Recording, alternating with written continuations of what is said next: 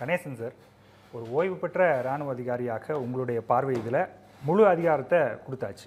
நீங்கள் என்ன வேணால் பண்ணிக்கலாம், டார்கெட் இதுதான் அப்படின்னு சொல்லியாச்சு. அப்படிங்கிறப்ப இப்போ இராணுவத்தில் என்ன மாதிரியான மூமெண்ட்ஸ் போயிட்டுருக்கோம், அவங்களுடைய அந்த ஸ்ட்ராட்டஜி என்னவாக இருக்கும்? அந்த லைட்டர் சைடை நான் ஒன்று சொல்லிக்கலாம் விரும்புகிறேன். Lighter side. Okay. A soldier and doctor is remembered only at times of a soldier is remembered at times of war and a doctor when death approaches. Okay, it is on the lighter side to start with the show.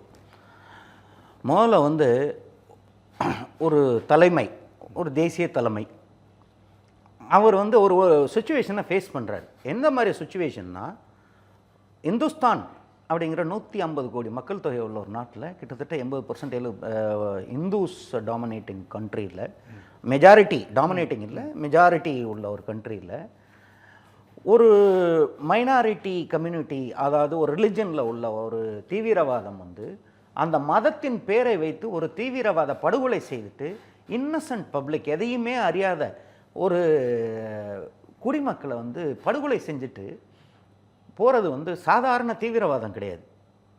அது ஒரு statement. இந்த statement வந்து இப்போ இறந்தது யாருன்னு கேட்டிங்கன்னா, உங்களை மாதிரி என்னைய மாதிரி ஒரு இந்தியன். நான் மோரோவர் நான் வந்து இன்னொன்று சொல்லிக்கல விரும்புகிறேன். இந்த இது மாத்தியமாக எனக்கு இந்து மத வழிபாடு பிடிக்கும், நான் இந்து. உங்களுக்கு எந்த ஒரு மத வழிபாடு பிடிச்சிருந்தாலும் அதை பற்றி எனக்கு கவலை கிடையாது, அதை நீங்கள் பார்த்துக்க போகிறீங்க. எனக்கு என் நாட்டில் என் மத வழிபாடை நான் அமைதியாக செய்ய விரும்புகிற ஒரு சாதாரண சிட்டிசன் நான். அந்த மாதிரி இருந்த 26 சிட்டிசனை வந்து நீ இந்த மதத்தை சேர்ந்ததுனால உன்னை கொல்றேன்னு சொல்கிறது வந்து எனக்கு வந்து ரத்தம் கொதிக்கும் போது ஒரு தேசிய தலைமைக்கு எவ்வளோ கொதிச்சிருக்கும்? 150 கோடி மக்களால் தேர்ந்தெடுக்கப்பட்ட ஒரு பிரதம மந்திரி, அவர் கையில் அவ்வளவு இருக்குது, எல்லாமே இருக்குது. இந்த 26 பேரோட உயிருக்கு அவர் தான் பதில் சொல்லணும். வேற இதுக்கு அவர் வந்து அக்கௌண்டபிள் கிடையாது. இதுக்கு அவர் அக்கௌண்டபிள்.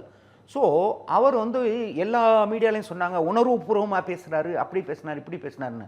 அந்த இடத்துல எந்த தேசிய தலைமை இருந்தாலும் அப்படித்தான் பேசியிருக்கணும், அதுதான் உயர்ந்தது. நான் அந்த தலைவனாக இருந்திருந்தால் நானும் அப்படி தான் பேசியிருப்பேன். அதில் இந்த பிரதமர் வந்து ஒரு மெச்சூரிட்டி காமிச்சார். ஒரு நீஜர்க் ரியாக்ஷன் வந்து எடுத்ததுமே பண்ணல. நான் அதை அடிக்க போகிறேன், இதை அடிக்க போகிறேன், அப்படி இப்படின்னு எதுவுமே சொல்ல. பாகிஸ்தானுங்கிற நாட்டின் ஒரு பேரையே சொல்லலை. தீவிரவாதிகள், இந்த செயலை செய்த தீவிரவாதிகள் எந்த மண்ணிலிருந்து வந்தாலும், இந்த உலகத்தில் எந்த கடைக்கோடிக்கு போனாலும் தேடி போய் அடிப்பேன் அப்படிங்கிறது தான் அவருடைய ஒரு இது. பாகிஸ்தானுங்கிறதே அவர் சொல்லலை.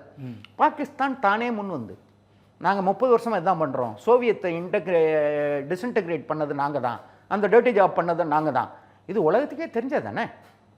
வரலாறு. ஒரு போலீஸ் ஸ்டேஷனில் எப்படி குற்ற செயல்கள் செய்கிறவங்கள ஹிஸ்ட்ரி ஷீட்டர்ஸ்னு போட்டு வச்சுருப்பாங்களோ, உலகத்துக்கு நீ ஒரு ரோக் நேஷன், தீவிரவாதத்தை வச்சு தான் நீ எக்ஸிஸ்ட் பண்ணுற. நீ வந்து இந்த மதத்தை அந்த தீவிரவாதத்துக்கு யூஸ் பண்ணுறது வந்து ஒன்று நாடு மட்டும்தான். என் நாட்டிலையும் முஸ்லீம் சகோதரர்கள் கூட இருக்காங்க. என்னுடைய commanding officer colonel Sajjad Hussain, I have served under him. அவர் இந்த நாட்டுக்கு உயிர் கொடுக்குற சாக்ரிஃபைஸ், சுப்ரீம் சாக்ரிஃபைஸ் பண்ணுற ரெடியான முஸ்லீம் சகோதரர்கள் நமது நாட்டிலும் இருக்கிறார்கள். இந்துஸ்தான் ஆர்மியில் எல்லா முஸ்லீம் சகோதரர்களும் இருக்காங்க, நாட்டிலையும் இருக்காங்க. அந்த மதம் எனக்கு எதிரி கிடையாது. அந்த மதத்தின் பெயரில் செய்யப்படுற தீவிரவாதம் எனக்கு எதிரிங்கிறத வந்து பிரதமர் வந்து உலக அரங்கில் வந்து கிளியராக வந்து சொல்லிட்டார். இப்போ அவர் சொல்லிட்டாருன்றதுக்காக உடனே அவர் என்ன செய்வாருன்னு எல்லாருக்கும் தெரியும். ஏன்னா நான் தான் அதை செஞ்சேன் அப்படிங்கிறது பாகிஸ்தானுக்கு தெரியும். அப்போ அவங்க பயப்பட தானே செய்வாங்க. அப்போ பயத்தில் அவங்களுக்கு இப்போ யார், அவங்க உதவி தேடி போகணும். அவங்களால இந்தியாவை எதிர்க்க முடியுமா? முடியாது. அப்போ உதவி எங்கே போய் தேட முடியும்? யார் கொடுப்பாங்களோ அவங்ககிட்ட தான் போக முடியும். யார் கொடுப்பா? டர்க்கி, சைனா தவிர உலகத்தில் வேறு யாருமே பாகிஸ்தான் சைடில் கிடையாது. ஸோ தன்னை பாதுகாக்க, தன் மக்களை பாதுகாக்க அவங்களால முடிஞ்ச அளவுக்கு அவங்க வந்து நாங்கள் கன்ஸ் எல்லாம் மூவ் பண்ணுறோம், டேங்கை மூவ் பண்ணுறோம் அப்படின்னு என்னென்னமோ சொல்கிறாங்க.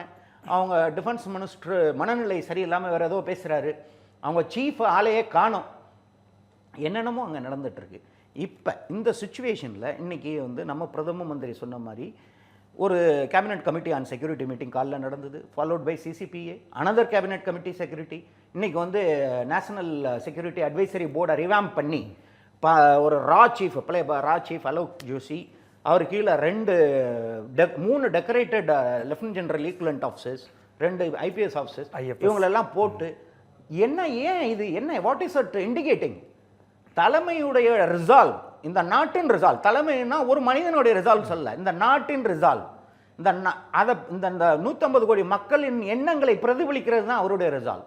அதை ரிசால்வ் என்னன்னா இந்த செஞ்சவங்கள விடக்கூடாது அப்படிங்கிறது. இதுக்காக நான் போருக்கு போகணும் அப்படிங்கிறதுலாம் சொல்லலை. டாக்டர் கரெக்டாக சொன்னார், it could be a limited offensive and objective. இப்போ இன்னைக்கு வந்து நீங்கள் என்ன என்று சொல்கிறீங்க, ஒரு சுதந்திரம் கொடுக்கப்பட்டது இந்த நாட்டில். இந்தியன் ஆர்ம்டு ஃபோர்ஸஸ்க்கு என்றைக்குமே சுதந்திரம் உண்டு. டாக்டிக்கல் சுதந்திரம் எப்பயுமே உண்டு. ஸ்ட்ராட்டஜி தலைமை. ஸ்ட்ராட்டஜி என்ன, இப்போ என்ன சுச்சுவேஷனில் நம்ம இருக்கோம், இப்போ நான் சுதந்திரம் குறிப்பிட்டு தலையீடு இல்லாமல் அது என்னைக்குமே வந்து ஆர்ம்டு ஃபோர்ஸஸில் தலைமை தலையிடாது. அதனுடைய டாக்டிக்ஸ் வேற, ஸ்ட்ராட்டஜிங்கிறது வேற. ஸ்ட்ராட்டஜி வந்து தேசிய லெவலில் ஃபிக்ஸ் பண்ணுறது. இன்னைக்கு தலைமை ஃபிக்ஸ் பண்ணும். இப்போ ஃபார் எக்ஸாம்பிள் இந்த சுச்சுவேஷனில் எனக்கு பிஓகே இருக்கக்கூடாது, பிஓகே நீங்கள் எடுங்க, இதுதான் வந்து ஸ்ட்ராட்டஜி. 1971 நம்ம டாக்டர் சொன்னது மாதிரி அம்மையார் இந்திரா காந்தி கூப்பிட்டு மானெக்ஷா, ஜெனரல் மானெக்ஷா கூப்பிட்டு சொல்கிறாங்க, அப்போ எனக்கு பங்களாதேஷ் லிபரேட் பண்ணணும். இதுதான் தலைமையோடது. இதுக்கடுத்து நீ எப்படி செய்வ, என்ன செய்வ, எது செய்வ அப்படிங்கிறது ஐ ஆம் கிவிங் யூ என்டையர் ஃப்ரீடம் அப்படிங்கிறது. அன்னைக்கும் அதான் இருந்தது, இன்னைக்கும் தான் இருக்குது. தலைமை வந்து அதான் நல்ல தலைமை. இந்த தலைமை கொடுத்துருக்கு. இந்த அப்ஜெக்டிவ் என்ன கொடுத்துருக்குன்னு என்கிட்ட கேட்டால் அது இப்போ யாருக்கும் தெரியாது. ஏன்னா it is a top secret object. அதோட இது என்ன அப்படிங்கிறது டாப் சீக்ரெட். சார் எல்லாமே போயிடும். அது போக இன்னைக்கு நான் இன்னொன்று சொல்கிறேன். இப்போ நான் சொன்னேன் இல்லைங்களா, ஒரு எக்ஸாம்பிளுக்கு பாகிஸ்தான் ஆக்குபைடு காஷ்மீரை நம்ம எடுக்கணும் அப்படிங்கிறது. இது வந்து பாகிஸ்தானுக்கு தெரியும், இதுதான் அவங்க செய்ய போவாங்க அப்படின்ட்டு.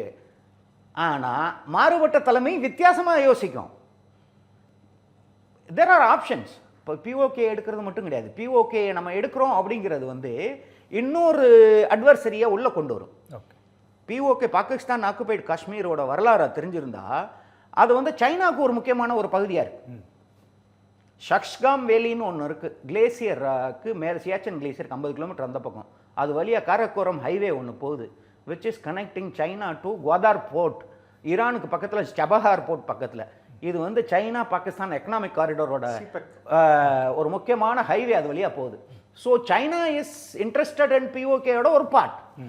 இப்போ வந்து நானே இதை யோசிக்கும் போது தலைமை என்ன யோசிக்கும், இங்கே இருக்கிறவன் மோசமான, ரெண்டுமே எதிரி நாடு, இப்போ இந்த நாட்டையும் பகிச்சுக்கிற நிலைமையில் நம்ம இருக்கோமா அப்படிங்கிறது. இதெல்லாம் எவாலுவேஷன்ஸ் பாயிண்ட்ஸ்.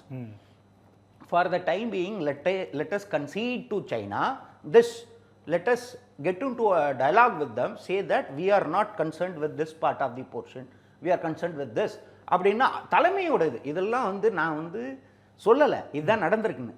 இதெல்லாம் எவாலுவேஷன் பாயிண்ட்ஸ். இதை எவாலுவேட் பண்ணி ஒரு ஸ்ட்ராட்டஜிக்கல் இது கொடுப்பாங்க, இதை செய்யுங்க ஆர்ம்டு ஃபோர்ஸஸ்க்கு.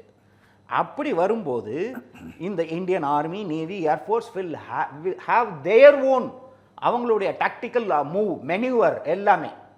இப்போ எப்படி பாகிஸ்தானில் வந்து அவங்களுக்கு இந்த மாதிரிலாம் எதுவும் கிடையாது. அவங்களுக்கு அப்ஜெக்டிவ் ஸ்ட்ராட்டஜின்லாம் எதுவுமே. ஸ்ட்ராட்டஜி என்ன அவங்களுக்கு? இப்போ எதுக்கு அவங்க மொபிலைஸ் பண்ணாங்க? ஜிட்ரி, நீ ஜர்க் ரியாக்ஷன், பயத்தில் பண்ண மூமெண்ட் தான் ஷக்கர்கட் பல்ஜ். அந்த மூமெண்ட் அது வந்து வரலாறுல நம்ம திரும்பி பார்த்தோம்னா நம்ம அத்தனை போர்லையும் வந்து ஷக்கர்கட் வந்து ஒரு முக்கியமான போர்க்களமாக இருந்திருக்கு. அங்கே வந்து அவன் கன்ஸ் கொண்டு வர்றான். அதுக்கு அடுத்து ஆர்மர் டிவிஷன்ஸ் வந்து மூவ் பண்ணுறேன் அப்படிங்கிறான். இந்த மெனுவர்ஸ்லாம் எதுக்கு பண்ணுறான்? எஸ்சி ட்ரெயின் அவன் நம்மளை பயமுறுத்துறதுக்கா? No, it is not. நம்மளை பயமுறுத்துருக்கலாம், அவன் பயந்ததுனால அவன் செய்கிறான். இன்னும் நம்மளுடைய மூவே இன்னும் ஆரம்பிக்கல. அதுதான் வந்து ஒரு நல்ல தலைமை, ஒரு எலிமெண்ட் ஆஃப் சர்ப்ரைஸ். இப்போ டாக்டர் சொன்னார் இல்லைங்களா, அந்த சர்ப்ரைஸ் அது என்ன அப்படிங்கிறது அவன் தெரிஞ்சுக்கிறதுக்கு வாய்ப்பும் இல்லை. அது தெரிய விட்டாச்சுன்னா நம்ம வந்து ஒரு நல்ல ஒரு போர் வந்து, அதாவது நம்மளுடைய போர் கிடையாது, அதுக்கு பேர் ஒரு இது பதிலடி கொடுக்க முடியாது, ரிட்டாலியேஷன் கொடுக்க முடியாது. ஸோ இந்த சுதந்திரம்ங்கிறது வந்து Indian arm forces has always been enjoying. இப்போ அடிஷனல் ஃப்ரீடம் என்னன்னா, யூ வாண்ட் எனிதிங் மோர், ஐ ஆம் வில்லிங் டு கிவ். எனக்கு இந்த அப்ஜெக்டிவ் வேணும். அதுக்கு தான் இத்தனை நாளாக வந்து ஒரு cabinet committee on security, cabinet committee on political affairs, அடுத்து ஒரு national advisory board, security advisory board, இவங்க எல்லாம் என்ன செய்கிறாங்க? They are experts, they have got எல்லாம். இப்போ நான் வந்து தனி மனிதன், நான் டாக்டர் நிரஞ்சனோட வந்து டிஸ்கஸ் பண்ண முடியும், உங்களோட டிஸ்கஸ் பண்ண முடியும். ஆனால் அவங்களுக்கு எல்லா விதமான இன்ஃபர்மேஷன் இருக்குது, எல்லா விதமான இதுவும் ஒரு ரிசோர்ஸஸும். ஸோ அவங்க எடுக்கிற முடிவும் கரெக்டான முடிவாக இருக்கும். அதுக்கெல்லாம் நம்ம சேர்ந்து உறுதுணையாக நிற்போம் அப்படிங்கிறது தான் என்னுடைய வாதம். கணேசன் சார், இப்போ ரஃபேலை பற்றி சார் சொன்னார். அதோட இன்ஜின் கெப்பாசிட்டி வந்து 4500 மணி நேரம் பறக்கிற அளவுக்கு இருக்கும். பாகிஸ்தானில் அந்த அளவு கிடையாது, 600-800 மணி நேரம் தான் பறக்கிற அளவுக்கு அவங்கள்ட்ட விமானங்கள் இருக்குது அப்படின்னு. இப்போ இந்த விமானத்தை பற்றி பேசும்போது 2 விஷயம். F-16 அமெரிக்கா கொடுத்தது, அதை இந்தியாவுக்கு எதிராக பயன்படுத்தக்கூடாது அப்படின்னு இருக்குது அஃபென்சிவாக. இருந்தாலும் அவங்க அதை ஃபாலோ பண்ணுவாங்களாங்கிறது தெரியல. அப்புறம் சார் சொன்ன மாதிரி JF-17, இப்படி இதெல்லாம் வச்சு பார்க்கும்போது அவங்களுடைய அந்த விமானப்படையில் எந்த அளவுக்கு அவங்களுக்கு கெப்பாசிட்டி இருக்குது? இப்போ விமானப்படையை பற்றி பேசுகிறோம் first. Rest of the things நான் அப்புறம் வரேன். விமானப்படைன்னு எடுத்துக்கிட்டிங்கன்னா ஏர் சுப்பீரியாரிட்டின்னு ஒன்று சொல்லுவாங்க. Who enjoys air superiority he wins any battle. Air சுப்பீரியாரிட்டிங்கிறது வந்து எப்பயுமே வந்து ப்ரீடிசைடடாக முன்னாடி கூடியே டெசிசிவாக சொல்ல முடியாது யாருக்கு இருக்கும் அப்படிங்கிறது. It all depends upon the time. Okay, ரைட்டுங்களா? ஏர் சுப்பீரியாரிட்டி கண்டினியூஸாக எனக்கு இருக்கும் அப்படின்னு எந்த நாடுமே சொல்ல முடியாது. It depends upon the time. And perfect air superiority எப்போ இருக்கும் அப்படின்னு பார்த்தீங்கன்னா பெர்ஃபெக்ட் ஏர் டிஃபென்ஸ் சிஸ்டம் இருக்கும்போது. பெர்ஃபெக்ட் ஏர் டிஃபென்ஸ் சிஸ்டம் வந்து it is not only Rafale or any fighter jets. அது மட்டும் கிடையாது. It is a defence system which encompasses so many things. இப்போ வந்து ஒரு ஃபைட்டர் வருது, intruding into our air space and is trying to bombard. இப்போ அந்த ஃபைட்டர் அடிக்கிறதுக்கு நம்ம ஃபைட்டரும் யூஸ் பண்ணலாம், அதர் ஏர் இது டிஃபென்ஸ் சிஸ்டம்ஸ் இருக்குது. கன்ஸ், கிரவுண்ட் பேஸ்டு கன்ஸ் இருக்குது, மிசைல் சிஸ்டம்ஸ் இருக்குது. இப்போ வந்து ரீசெண்டாக latest state of the art air defence system வந்து S-400 ஆஃப் ரஷ்யா. இது வந்து நம்மகிட்ட வந்து இப்போ மொத்தம் 6க்கு பேசி 3 ஸ்குவாட்ரன்ஸ் வந்து they are already in place. Okay, இதோட கெப்பாசிட்டி வந்து கேப்பபிலிட்டிஸ் வந்து வெரி வெல் டெஸ்டட் இன் யுக்ரைன். 80% வந்து சக்ஸஸ் ரேட் அங்கே காமிச்சிருக்கு இந்த ஏர் டிஃபென்ஸ் சிஸ்டம். இது வந்து இது நான் ஏன் இதை சொல்ல விரும்புகிறேன் அப்படின்னா it has been acquired, doctor Niranjan சொன்ன மாதிரி sometime in 2019 and they are in place. Russian system அது. ஓகே, இந்த ஏர் டிஃபென்ஸ் சிஸ்டம்ன்றது ஏன் முக்கியம் அப்படின்னீங்கன்னா அவங்க பொறுப்பு இல்லாமல் பேசினாங்கல்ல எங்ககிட்ட வந்து நியூக்ளியர் வார்ஹெட்ஸ் இருக்குது அப்படின்னு. அந்த மிசைல் வந்து to enter into our air space before that itself we can kill it. Okay, mid air interception அப்படிங்கிறது. உள்ளே வர முடியாது. 5000 கிலோமீட்டர்ஸ் இருக்கே நம்ம போக முடியும். அவங்க இருக்கிறது 450 கிலோமீட்டர் 500 கிலோமீட்டர் தூரத்தில். So we have got such an effective system. அவங்க வந்து they cannot think of launching. புரியுதுங்களா? அதை லான்ச் பண்ணுறதுக்கு முன்னாடி நம்மகிட்ட உள்ள air defence system is more than sufficient to cover the frontage of western borders. இப்போ நம்மகிட்ட தான் இருக்கு, அவங்ககிட்ட என்ன இருக்கு நல்லா தெரிஞ்சுக்கணும். Even they have got equally competitive air defence system. அதோட பேர் என்னன்னு கேட்டிங்கன்னா HQ-9B. ஓகே, இப்போ அது யாரோடது? சைனாவோடது. சைனாவுக்கு அது எங்கேருந்து வந்தது? அவங்களோடதா? No, they bought S-300 system from Russia. Okay, S-300 வந்து S-400 உள்ள அதுக்கு முந்தின ஜென்ரேஷன் சிஸ்டம். அதை வாங்கி சைனா வந்து அதை அப்கிரேட் பண்ணி HQ-9Pன்னு வச்சிருக்காங்க இப்போ. ஆனால் இவங்களுக்கு கொடுத்தது HQ-9B பழைய சிஸ்டம். இட் இஸ் ஆல்சோ ஈக்குவல்லி, அதாவது ஈக்குவலாக இல்லாட்டினாலும் ஓரளவுக்கு ஒரு டிஃபென்ஸ் பொட்டன்ஷியல் உள்ள ஒரு சிஸ்டம். அவங்களுடைய நியூமரிக்கல் நம்பர்ஸ் வந்து கம்மி. நமக்கு upgraded version S-400 we have got a more effective air defense system. We can intercept their aircrafts, missiles and intercontinental ballistic missiles எல்லாத்தையும். இது போக ரஃபேல்ஸ், இது போக நம்ம ஏர்கிராஃப்ட் கேரியர்ஸ் 2 இருக்கு. அந்த 2லையுமே we have got 26 fighter aircrafts. இது தனி. இது போக சுகாய்ஸ். we have got MiG-29s. MiG-21 bison was a casualty. உங்களுக்கு தெரியும், லாஸ்ட் டைம் வந்து போகும்போது ஒரு ஏர்கிராஃப்ட் வந்து இதாச்சு. ஆனால் we have got upgraded MiG-29s. Numerical superiority and technical advantage இருக்கிறது வந்து சுகாய் அண்ட் ரஃபேல்ஸ். இது இருக்கும்போது வந்து Pakistan can never think of air superiority at any stage of any war. War first வந்து இன்னும் அதுக்கு முன்னாடி என்ன ஒன்று சொல்கிறேன், war is the last resort. Nobody wants war. இந்த தேசிய தலைமை மட்டும் கிடையாது, எந்த தேசிய தலைமையும் வார விரும்பாது. பொறுப்பு இல்லாதவங்க தான் வார்னு சொல்லுவாங்க. வார்னு சொல்கிறவன் யார்? அந்த வார போரிட போகாத ஒருத்தன் தான் வார்னு சொல்லுவான். போய் அங்கே அந்த களத்தில் நிற்கிறவனுக்கு தான் தெரியும் வார்னா என்னன்றது. வார் என்பது அழிவு. அது எந்த ஒரு பிரச்சனைக்கான சொல்யூஷன் இல்லை. ஆனால் அது நம்ம மேல் திணிக்கப்பட்டால் அதை எந்த ஒரு இதுலையும் இந்தியன் ஆர்மி மாதிரி ஒரு ப்ரிப்பேர்டு ஆர்மியும் கிடையாது, ஏர்ஃபோர்ஸ் கிடையாது, நேவி கிடையாது. அண்டு பிரசன்ட் தலைமை அது யாராக இருந்தாலும் சரி, 150 crore பாப்புலேஷன் சேர்ந்து தேர்ந்தெடுத்த ஒரு தலைமை அவ்வளவு ஒரு ரிசால்வோட அப்படி இருக்கும்போது இதில் வந்து எந்த விதமான ஒரு சுச்சுவேஷன் வந்தாலும் ஹேண்டில் பண்ணுறதுக்கு நம்மளுடைய defence forces we are ready. So air force பொறுத்தளவுக்கும் they are no match unless until foreign involvement ஏதாவது வந்து த அதர் அட்வர்சரி சைனான்னு ஒன்று இருக்குது, அவங்க வந்து சப்ளிமெண்ட் பண்ணி இவங்களை இது பண்ணும்போது we have also got friends. Geopolitical சுச்சுவேஷனில் வந்து பாகிஸ்தானோட relevancy to United States of America is not there. அமெரிக்காவுக்கு பாகிஸ்தான் தேவை கிடையாது. அவங்க சொன்னாங்க இல்லையா 90s சோவியத் யூனியன் டிஸ்இன்டகிரேஷனுக்கு நாங்கள் தான் வந்து எல்லாமே பண்ணோன்னு. இனி பணம் வாங்கிட்டு பண்ண, அதாவது இந்த இது சொல்லுவாங்க ஒன்று, இந்த ரவுடிஸ்லாம் இருக்காங்க இல்லைங்களா, அதில் 2 விதமான ரவுடி இருக்குது. ஒன்று நீ என்னடா பெரிய ஆளுன்னு நான் வெட்டுறேன் அப்படின்னு வெட்டுறது ஒரு வீரத்தை காட்டுறதுக்கான ஒரு ரவுடித்தனம். இன்னொன்று காசு வாங்கிட்டு கொலை பண்ணுறது, தொழில் முறையா, அதுக்கு பேர் என்னமோ சொல்லுவாங்க, அது கூலிப்படை. அது இது ரெண்டுமே வித்தியாசமானது, புரியுதா? இவன் செஞ்சது கூலிக்கு கொலை செஞ்சான், கூலிக்கு தீவிரவாதம் பண்ணான். அதை வந்து இனிமேல் எனக்கு தேவையில்லை நீ அப்படின்றது முடிஞ்சிச்சு. அமெரிக்காவுக்கு பாகிஸ்தானோட தேவை எப்போ இருந்ததுன்னா when Russia was their important enemy, Soviet Union was important enemy, bipolar worldல USA Soviet. அப்போ இதை டிஸ்இன்டகிரேட் பண்ணுறதுக்கு அதுக்கடுத்து சப்சிக்வெண்ட்டாக ஆப்கானிஸ்தான் இந்த இது எல்லாத்துக்குமே அமெரிக்கா யூஸ் டு பாகிஸ்தான். அப்போ ரொம்ப முக்கியமான தேவை அது. இப்போ வந்து அமெரிக்கா வந்து பாகிஸ்தானை சுத்தமாக வந்து டிசோன் பண்ணிடுச்சு. So he is not going to get any help from Pakistan. அதை அவங்களுடைய மினிஸ்டர் சொல்லிட்டார். இப்போ வந்து இந்த ஒன்லி இவங்களுக்கு சப்போர்ட்டுன்னு வந்தால் டர்க்கிலேருந்து வரணும். Turkey itself is not turmoil, டர்க்கிட்டிருந்து எதுவும் கிடைக்க போகிறதில்ல.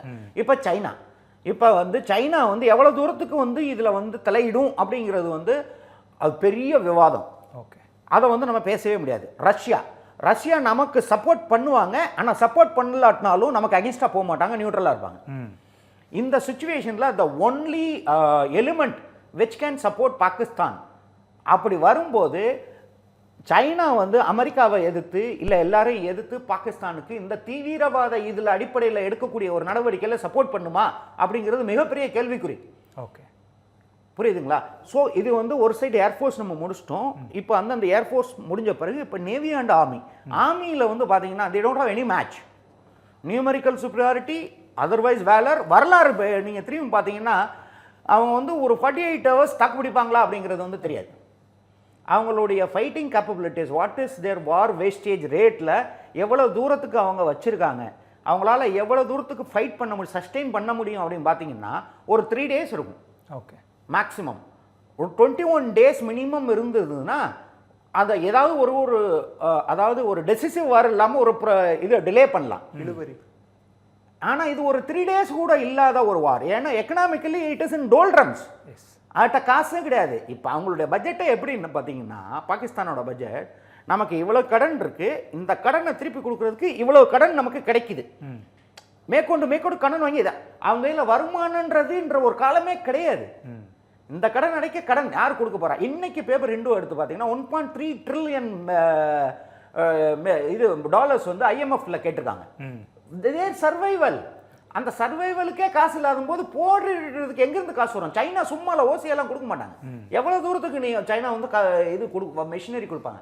இப்போ இதோட கிளாசிக் எக்ஸாம்பிள் உக்ரைன் அண்ட் ரஷ்யாவோட வாரில் America has been giving all kinds of previous American government has been giving all kinds of war machinery to Ukraine. இன்னைக்கு வந்து ட்ரம்ப் அட்மினிஸ்ட்ரேஷன் தான் ஸ்டாப் பண்ணிட்டாங்க. It is hurting him more. ஏன்னா stop பண்ணது மட்டும் கிடையாது, இது வரைக்கும் நான் கொடுத்ததுக்கான காசுக்கு மினரல்ஸ் எழுதி கொடுன்னு கேட்குறாங்க. ஆமாம்.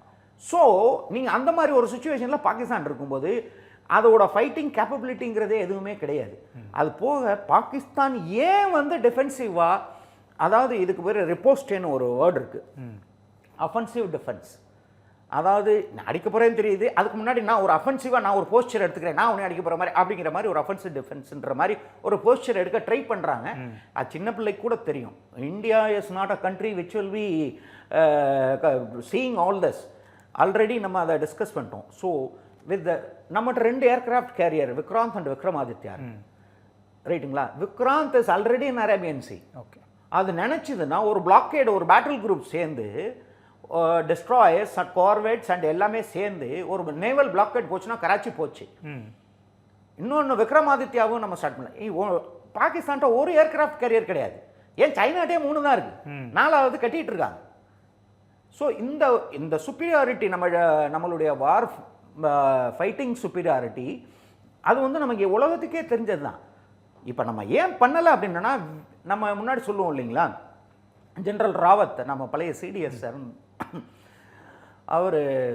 அவர் ஒரு இது சொல்லியிருந்தார், we have to fight 2.5 fronts. 2 enemy இருக்காங்க. ஒன்று பாகிஸ்தான், ஒன்று சைனா, இன்னொரு அரை எங்கன்னு கேட்டிங்கன்னா நம்ம நாட்டுக்குள்ளே இருக்கான். ஓகே. அதாவது தெரிகிற எனியை விட தெரியாத எனிமி நம்மளோட இருக்கான் பார்த்தீங்களா, அவன் கூட சண்டை போடுறதாங்க பெரிய விஷயம். இந்த சுச்சுவேஷனில் இருக்கிற நம்ம அந்த தெரிகிற 2 எனிமியில் ஒரு எனிமியை நியூட்ரலைஸ் பண்ண முடியும் அப்படின்ற ஒரு இது வந்துருந்துச்சுன்னா பாகிஸ்தான் வில் நெவர் எக்ஸிஸ்ட். அதோட வந்து எத்தனை வருஷம் பின்னாடி போகும் அப்படிங்கிறது வந்து நினைச்சு கூட பார்க்க முடியாது, அந்த அளவுக்கு பின்னாடி போயிடும்.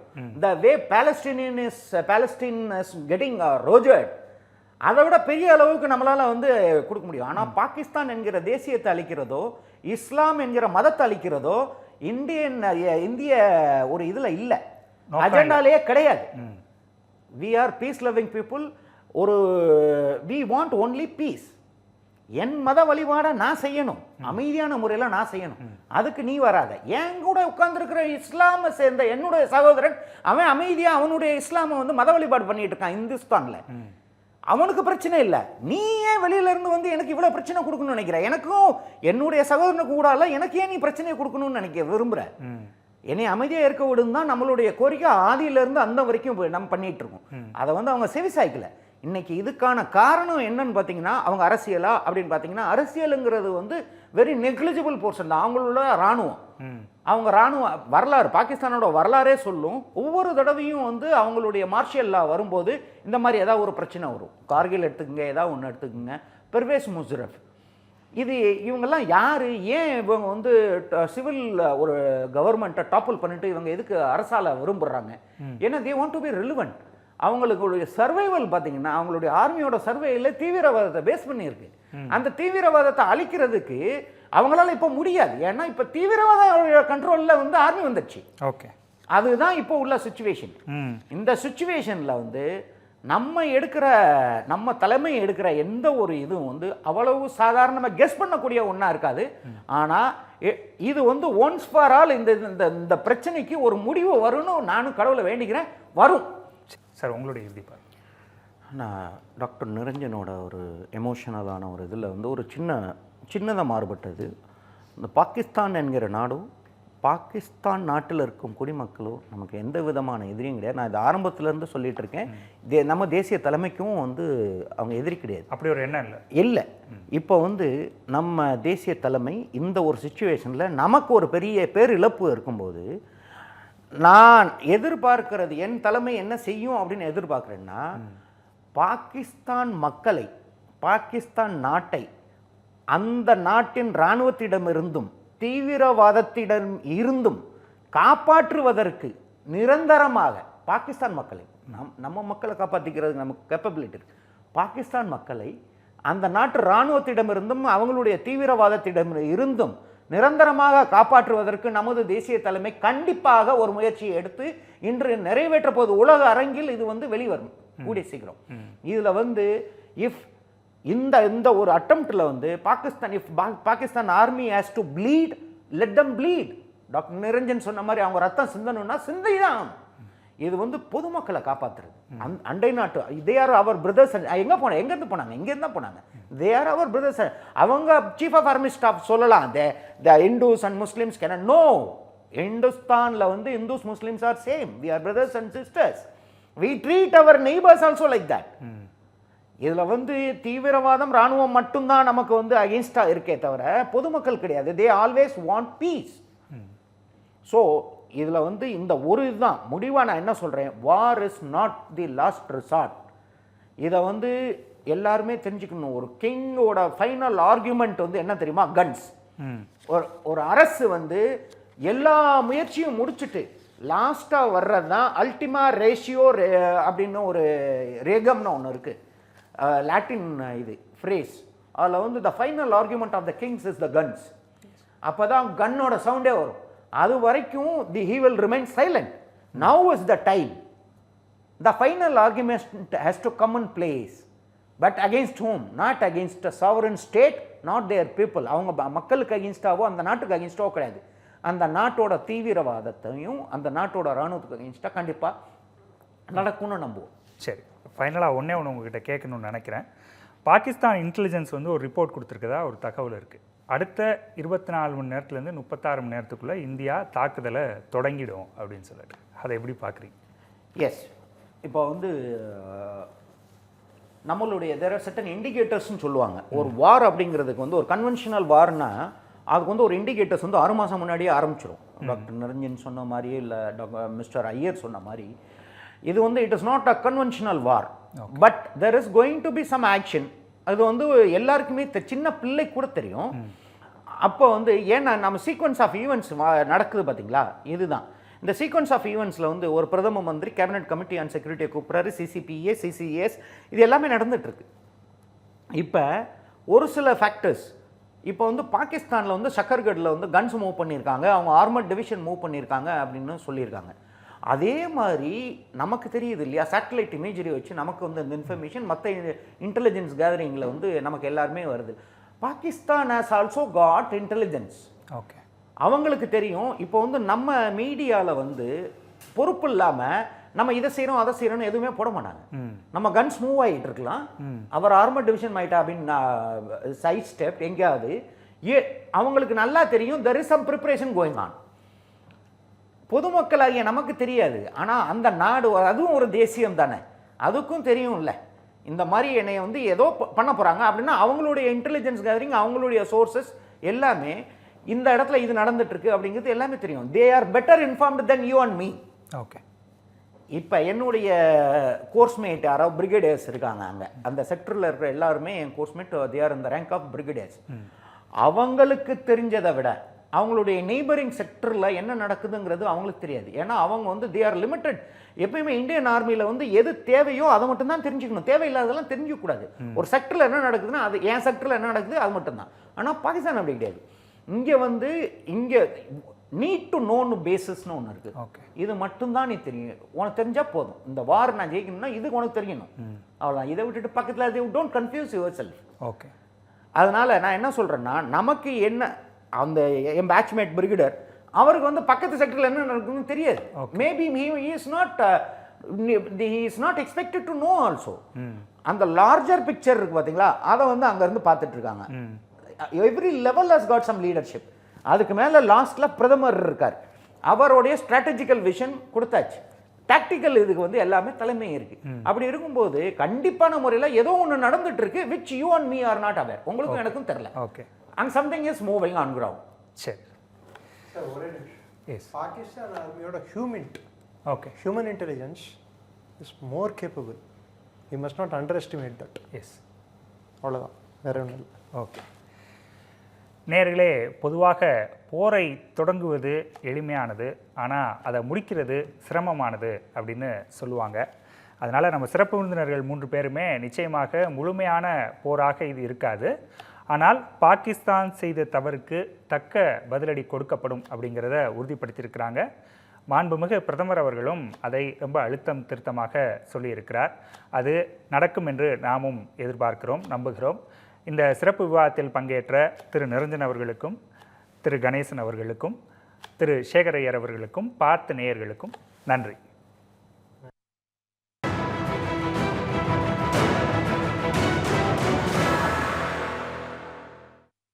மக்களே, thank you for overwhelming response. நம்ம G Square Aranya record breaking success of phase 1 sold out, அதுவும் வெறும் 56 hoursல. உங்களுக்காக இப்போ phase 2 is open now. Launching G Square Aranya at Poru, bang on Chennai bypass service road. Villa plots ranging from 800 to 3800 square feet. Price on request only. To know more details, call 89399 89393.